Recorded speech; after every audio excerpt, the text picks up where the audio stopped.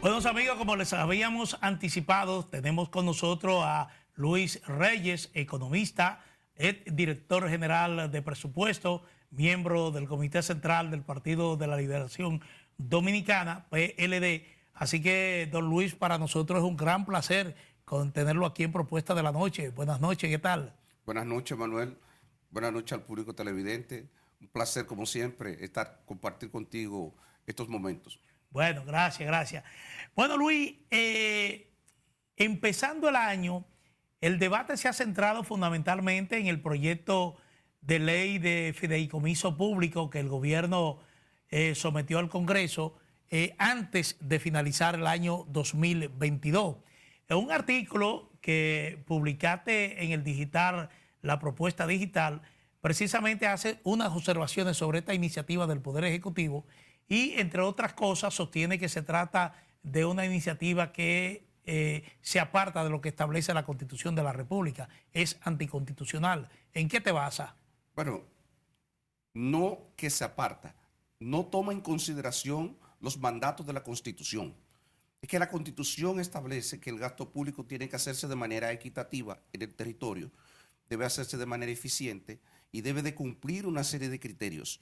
Y esos criterios se recogen anualmente, periódicamente en un documento que se llama Plan Plurianual de Inversión Pública.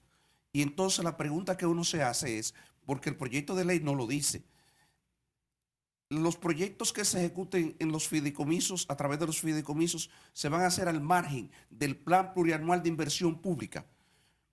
¿Cómo se va a incorporar eso al plan? ¿Quién lo va a decidir? ¿Cómo se va a dar esa articulación?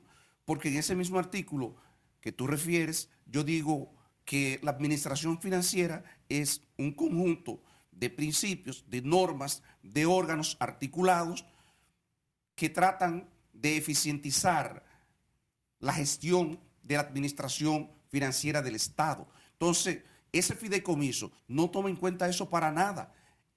Se redacta de espalda a esa realidad y se convierte entonces en un ente perturbador de los avances institucionales que han venido teniendo lugar en los últimos años. Porque ¿qué es lo que persigue el gobierno con esto? ¿Qué es lo que quiere? Eficientizar la la inversión pública, el gasto. Hay un montón de dudas que a uno le surgen. Preguntas como estas. Por ejemplo, la Policía Nacional tiene un fideicomiso. Entonces, el gasto en compra de uniformes, de armas de reglamento, de botas que realiza la Policía Nacional, lo va a hacer un fideicomiso. Perfectamente podría hacerlo, pero ¿quién va a garantizar que ese gasto que está destinado en el presupuesto general del Estado para la Policía Nacional se ejecute fielmente después que esté en manos del fideicomiso? Porque ya eso saldría fuera del ámbito de la Dirección General de Presupuesto. Ese proyecto de ley no dice que la Dirección General de Presupuesto debe de verificar el cumplimiento de los mandatos de la Ley General de Presupuesto. Peor aún, el proyecto incorpora la figura de el fideicomitente adherente. Luis, pero disculpa, porque aquí hace mucho tiempo que se está hablando de fideicomiso. Incluso durante la administración del expresidente Danilo Medina se produjeron fideicomisos. Y desde la presente administración, desde los inicios, desde el principio, hubo igualmente fideicomisos que están vigentes actualmente. Ahora, ¿cuál es la diferencia? ¿Qué es lo que se trata de subsanar ahora con esta iniciativa legal que no estaba contemplada cuando ya se inició la aplicación de acuerdos de fideicomiso aquí por parte del gobierno dominicano? Mira, hay tres cosas que uno observa en el proyecto de ley que el gobierno trata de subsanar. Lo primero es flexibilizar de alguna manera todo lo que tiene que ver con la ley de compras y contrataciones.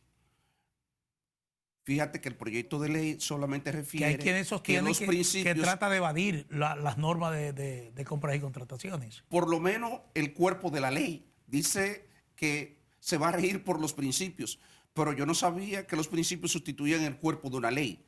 Y entonces uno de los elementos que el gobierno trata aparentemente de enmendar porque es claro que ha tenido un fracaso en la ejecución de la inversión pública. Si tú ves lo que ha pasado con la inversión pública en el año 2021 y en el año 2022, todavía al 16 de diciembre, que es la última información que estaba disponible, el gobierno tenía 29,000 millones de pesos de inversión pública que no había podido ejecutar. Y si tú tomas en consideración que ya la inversión pública es un monto históricamente bajo, entonces tú puedes entender que el gobierno quiera flexibilizar eso para mejorar la inversión. Pero yo creo que esas cosas se podrían hacer en algunos casos porque el fideicomiso no puede sustituir las instituciones públicas, las instituciones que están destinadas para hacer eso. Eso es lo que yo planteo y yo estoy de acuerdo con que exista la figura del fideicomiso. De hecho, la mayoría de las personas que se refieren a este tema tienen poco manejo de la organización funcional del Estado en lo que tiene que ver con la administración financiera. A lo que me refiero es a lo siguiente. En la organización del Estado existen 4 tipos de instituciones hasta ahora. El gobierno central, las instituciones autónomas y descentralizadas, en el cual entran los poderes y los cuasipoderes públicos, las empresas públicas, y ahora entran las empresas desconcentradas, también las instituciones desconcentradas, pero es un caso, digamos, particular dentro de esas 3. Y ahora entraría como figura que es parte de la organización del Estado, el fideicomiso. Esas 4 entidades públicas, desde el punto de vista financiero, tienen que consolidar sus estados financieros a fin de año. Y para hacer eso se necesita que se den una serie de coordinaciones que esa ley no prevé. Por eso yo digo, es un atentado contra la forma como está funcionando el Estado dominicano actualmente desde el punto de vista de la administración financiera. Bueno, pero los fideicomisos estuvieron funcionando sin esa ley. Entonces, ¿es correcto que se siga de la manera en que se estaba haciendo anteriormente? Para nada, lo que hay que hacerle una crítica a la manera como han venido funcionando y elaborar una ley, un proyecto de ley como debe de ser, que contemple, por ejemplo, aspectos como el órgano rector, establecer un órgano rector claro, porque, por ejemplo, una de las cosas que se le critica a este proyecto de ley, aunque hay países que tienen realmente la superintendencia de bancos como órgano rector de los fideicomisos, por eso es un error craso, porque los fideicomisos van a ejecutar parte del gasto público. Si van a ejecutar parte del gasto público, usted no puede evaluarlo solamente desde el punto de vista financiero. ¿Qué criterio tendría la superintendencia de bancos para enjuiciar lo que son el cumplimiento de los objetivos de un fideicomiso desde el punto de vista del gasto público? Entonces, lo primero es que ya de entrada, con la designación del órgano rector, comenzamos a tener problemas. Luego siguen con el tema de los fideicomitentes adherentes, que otro problema que la ley deja un montón de huecos abiertos, pero peor aún, en el tema de la rendición de cuentas, en el tema de compras y contrataciones. En el tema de rendición de cuentas nos remite a la ley de desarrollo hipotecario y de fideicomiso, que es un ente privado y que podría ser suficiente en algunos casos, yo lo reconozco. En el caso, por ejemplo, de un proyecto público-privado o de una empresa pública de derecho privado, como puede ser el Banco de Reserva, para que la gente entienda, o puede ser cualquier otra empresa del gobierno que participe en un mercado competitivo, uno sabe que no puede tener, en determinados casos, informaciones abiertas. El Banco de Reserva no puede darle, por ejemplo, su plan estratégico y subirlo, digamos, y dar todos los detalles de su plan operativo anual, porque eso puede afectar su competencia, el entorno competitivo en el que se desenvuelve y afectar sus operaciones. Pero eso no puede aplicar, por ejemplo, para una situación en la cual el fideicomiso de la policía compre uniformes militares o para cuando se ejecuta un proyecto de inversión. ¿Por qué razón no debe de haber una total y absoluta transparencia igualito que como se produce en el marco de un proyecto que ejecuta cualquier otra institución del sector público? ¿Por qué no? ¿Cuál es la razón? Entonces se queda ahí y yo digo, es incompleto, es insuficiente en ese aspecto. Y así sucesivamente, y toda la coordinación que tiene que darse con el resto de las instituciones del Estado. Entonces, yo creo que eso es un proyecto que tiene muchos huecos y obviamente es perfectible, y si hay la voluntad política, y ojalá así sea, que se trabaje en eso y que se le ofrezca al país un proyecto que realmente venga a fortalecer la institucionalidad, no que conspire contra lo que se ha construido durante los últimos 10 o 15 años. Los fideicomisos son una realidad, Luis. Ahora, ¿qué hacer? ¿Qué puntos puntuales tú entiendes que hay que hacer para que este proyecto sea viable? Pero comencé diciéndote el tema, por ejemplo, de la rendición de cuentas. El tema de la rendición de cuentas inmediatamente tiene que establecerse que debe de haber, desde el punto de vista de los beneficiarios, por ejemplo, de los contratos, que eso estaría disponible porque así lo establece la ley, en los contratos de fideicomiso, los beneficiarios de esos contratos, los desembolsos correspondientes, la ejecución, el monitoreo que se lleva a cabo, y eso debe estar de manera periódica. Y los montos, por ejemplo, cualquier gasto, todo lo que tiene que ver con la ejecución de ese proyecto debería estar disponible, como está disponible cualquier proyecto que ejecuta actualmente el Estado. Desde el punto de vista del fideicomitente adherente, eso hay que ponerle una serie de restricciones para ver quién puede ser fideicomitente adherente, bajo qué condiciones puede serlo y qué criterio tiene que cumplir él para adherirse. Porque ¿quién va a decidir quién es fideicomitente adherente? Cualquier funcionario público. Más cosas todavía. Se establece que los consejos de administración, los consejos técnicos de administración van detrás de 5 personas. Señor, establezcalo de 3 personas y establezca por lo menos, y si lo dejen 5, establezca el poder de veto que debe tener el presidente del consejo. Porque de lo contrario, usted le puede poner 3 personas en el sector privado y usted privatizar las decisiones del consejo.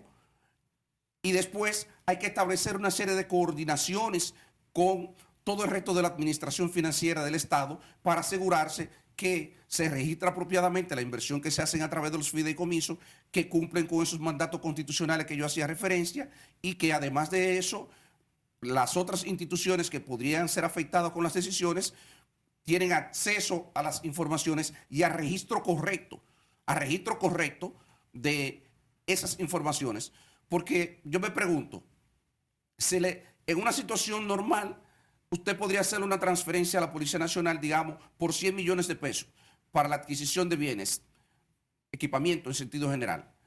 Y luego se hace la adquisición a través de un fideicomiso. ¿Y cómo eso se registraría en el sistema de administración financiera del Estado? Con que le hicimos una transferencia y no sabemos el detalle del objeto del gasto. ¿Sabe cómo es que se registra para el público televidente? ¿Cómo es? Que a nivel presupuestario, por lo menos, si usted compra copas, por decir algo, usted compra computadoras, usted puede ver por objeto del gasto el destino de los recursos del Estado. Y eso no se asegura en ese proyecto de ley. Entonces, esos son aspectos en general. Si uno toma el proyecto, posiblemente en detalle voy a encontrar muchísimas otras cosas más. Pero por lo menos esas cosas que son tan evidentes y que atentan, repito, contra la institucionalidad que se ha venido construyendo, esas cosas habría que enmendarlas para que ese proyecto cumpliera mínimamente con las condiciones para ser conocido y aprobado en el Congreso de la República. Luis, pasando a otro tema, cerramos el año con muchos anuncios optimistas, es decir, de desempeño económico por parte del gobierno. Es decir, cerramos con un crecimiento económico como se estaba previsto. Recientemente el Banco Central anunció que acumulamos reservas internacionales récord, la mayor en la historia del país. Es decir, ¿cómo tú entiendes que fue el 2022 en términos de desempeño económico para la República Dominicana? Mira, visto el entorno internacional, no cabe la menor duda que el país, en términos macroeconómicos, puede decirse que tuvo un buen desempeño. El problema de la República Dominicana no es a nivel del desempeño macroeconómico, es a nivel del deterioro de las condiciones de vida de la población, es las condiciones que se están dando en el mercado de trabajo, es que el mercado de trabajo se está deteriorando.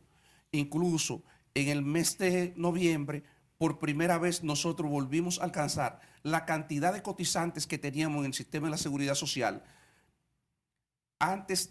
la que teníamos antes, en marzo del año 2019, o sea, en el periodo prepandémico. Pero más aún, el problema del mercado de trabajo es que se ha estado creando empleo de muy baja calidad. Y al crearse empleo de muy baja calidad y tú le sumas que también la cantidad de No, personas pero que es están participando. es un problema histórico. No, no es un problema histórico, hay un deterioro respecto a lo que teníamos hasta el año 2019. Y el tema es que eso amenaza con profundizarse el próximo año, porque si no crecemos en los términos que nosotros acostumbramos a crecer, porque hay un entorno internacional que es, según lo que manifiestan los organismos internacionales, el lunes de esta semana, la directora gerente del Fondo Monetario Internacional invitaba la atención de los países sobre el deterioro del entorno internacional por la posibilidad de recesión en las tres principales economías del mundo, Estados Unidos, China y la Unión Europea, donde en unos casos podría haber recesión o en el mejor de los casos habría desaceleración, y eso va a afectar el desempeño de nuestra economía, que a propósito, en las estadísticas que publica el Banco Central, ya se ve que en los meses de octubre y noviembre viene desacelerándose el nivel de actividad económica. Si el nivel de actividad económica se desacelera, entonces nosotros vamos a tener menos posibilidades de generar empleo de calidad y que se profundice esa situación que se está dando. Si además tú tienes empleo de baja calidad y tienes una situación inflacionaria como lo que ha estado padeciendo el país en los últimos tiempos, entonces tú entenderás muchas de las situaciones que pueden estar ocurriendo en términos de desintegración del tejido social. Esos problemas de violencia que se dan en buena medida tienen su explicación en estos aspectos que se han dado a nivel de la incapacidad que tiene el gobierno por las limitaciones de recursos para intervenir en los barrios particularmente. Y eso es el temor, por lo menos que yo albergo, de que esas situaciones se sigan profundizando el próximo año. Sí, Repito, el problema no es... ¿Tú vislumbras que este año habrá un deterioro no lo vislumbro yo. de las condiciones sociales? No lo vislumbro yo. Dice la directora gerente del Fondo Monetario Internacional que el entorno internacional será menos favorable para el país. Si tú tienes un entorno internacional, nosotros hemos estado creciendo fundamentalmente por el impulso del turismo, las remesas de los dominicanos y algunos sectores que han mantenido un cierto dinamismo internamente, como el comercio y las zonas francas. Si las zonas francas se ven afectadas por el entorno internacional y el turismo y las remesas, y tú tienes un gobierno que tiene una política restrictiva, que tiene un montón de limitaciones en términos de gasto, con un presupuesto muy pírrico, que prácticamente lo coloca en una situación de incapacidad para intervenir, y por otro lado, tiene una política monetaria con niveles de tasas de interés de 20% en los préstamos al consumo y de 12, 14% en los préstamos hipotecarios y de 12, 13, 14% amenazando, perdóname, con una situación de amenaza de que puede seguir subiendo, porque ya la Reserva Federal de Estados Unidos anunció una nueva ronda de aumento de tasa de interés. ¿Cómo va a repercutir eso aquí? Entonces, en ese escenario, ¿qué puede darse? Puede darse una situación favorable para las condiciones de vida de los ciudadanos, que al final es lo que importa, por más que se diga, por más que se diga, por más que se hable. Eso es lo que hay que ver. Cuando uno analiza estas cosas en detalle, tú dices, no, que la situación inflacionaria ha comenzado a ceder, pero eso nos puede tomar todavía varios trimestres superarlo. Y la situación del gobierno con su incapacidad, la misma situación que tenemos con los subsidios en la parte de combustible, en la parte, por ejemplo, del subsidio eléctrico. El subsidio eléctrico. Y uno dice, eso va a mejorar, pero no lo suficiente para que el gobierno se quite esa carga importante de encima y pueda efectivamente intervenir en los sectores sociales que ameritan una intervención dado el deterioro en las condiciones de vida de esa población. Bueno, otro anuncio que no se entendió mucho fue el del ministro de Hacienda, Jochi Vicente, quien recientemente informa que la deuda pública de República Dominicana cierra con una reducción de 1.9% en relación al PIB, incluso inferior al nivel que tenía cuando este gobierno la recibió de la administración anterior. Mira. Y esto se produce en un momento que se ha criticado mucho el endeudamiento externo. Mira, eso es una manera de eludir la responsabilidad del gobierno en términos de endeudamiento. porque el gobierno fue muy crítico con la pasada administración. Parte de la narrativa del gobierno que le ayudó, digamos, a ascender al poder fue que el gobierno anterior, recuérdate, era dispendioso y tenía una cierta adicción al endeudamiento público.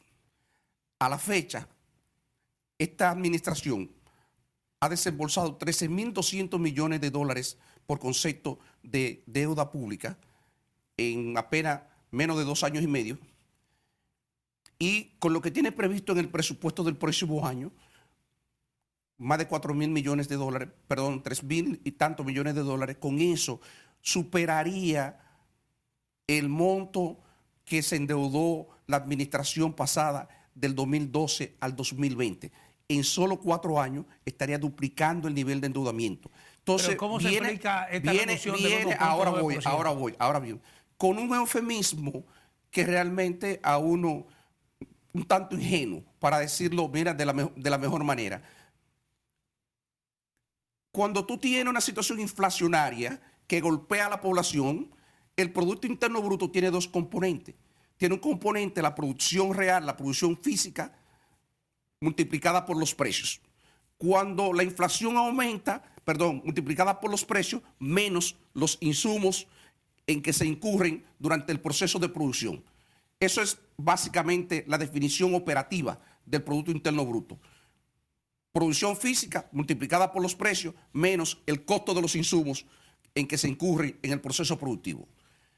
Cuando usted multiplica la cantidad producida por el precio, si el precio aumenta, ¿qué va a pasar? Que el Producto Interno Bruto se va a inflar. Entonces, el gobierno se benefició ciertamente de una situación de crecimiento durante el año 2021 extraordinaria. El Producto Interno Bruto nominal creció casi 20%. Primero por un crecimiento real que no solamente se debió a la política del gobierno, sino a los programas que había dejado la pasada administración del presidente Medina, pero además también por el efecto inflacionario de 9 y tanto %. Entonces, ese Producto Interno Bruto, cuando usted divide el total de la deuda entre ese Producto Interno Bruto inflado por la inflación y en parte también por el crecimiento que se registra, que no es responsabilidad únicamente de esta administración, o sea, la parte real, la parte física, cuando usted divide el total de la deuda entre un cociente que es mayor porque está inflado, obviamente que va a caer, pero usted ha hecho eso a costa de deteriorar las condiciones de vida de la población. Eso no es un argumento que ningún político lo va a sacar a relucir. Nadie se atrevería a decir, en términos técnicos, eso se llama licuar la deuda. Licuar la deuda no es más que generar procesos inflacionarios para que precisamente el Producto Interno Bruto aumente y como resultado de eso, el coeficiente de deuda caiga. Pero qué triste, porque usted está empobreciendo a la población y usted reivindica como algo positivo que el coeficiente de deuda le cayó 2 puntos. Usted debería de decir cuánto sería realmente el nivel de deuda que usted tuviera si usted hubiese mantenido la inflación en control, en condiciones normales, porque eso es una situación que no es para que nadie se sienta orgulloso de ella. Bueno, pero los niveles de inflación comenzaron a disminuir en los últimos meses. Pero no importa, porque es ya el resultado acumulado. Lo que está hablando el ministro de Hacienda no es por lo que está ocurriendo en los últimos 2 meses. Ese resultado de esa disminución del coeficiente es acumulado en los últimos 2 años y medio. O sea, es el PIB acumulado porque el PIB es una variable, el Producto Interno Bruto es una variable que se va acumulando. O sea, usted lo mide en términos anual, pero el año que viene usted sigue calculando a partir de cómo concluyó este año. Y usted lo que mide es la variación respecto, digamos, al último corte que usted tiene. Entonces, yo lo veo y me pareció un tanto ingenua la declaración porque dije, no puede ser que yo reivindique una disminución del coeficiente de deuda a partir de una situación donde yo tengo una inflación acumulada que supera más como el 20% y que ese 20% fundamentalmente ha afectado más a los sectores más empobrecidos de la población. Buenos amigos, han escuchado a Luis Reyes Santos, economista, director general de presupuesto, miembro del Comité Central del Partido de la Liberación Dominicana. Luis, muy agradecido por tu participación aquí en Propuesta de la Noche. Y a ustedes, amigos televidentes, los invitamos a estar con nosotros de lunes a viernes, de 7 a 8 de la noche, por RNN, Canal 27. Buenas noches.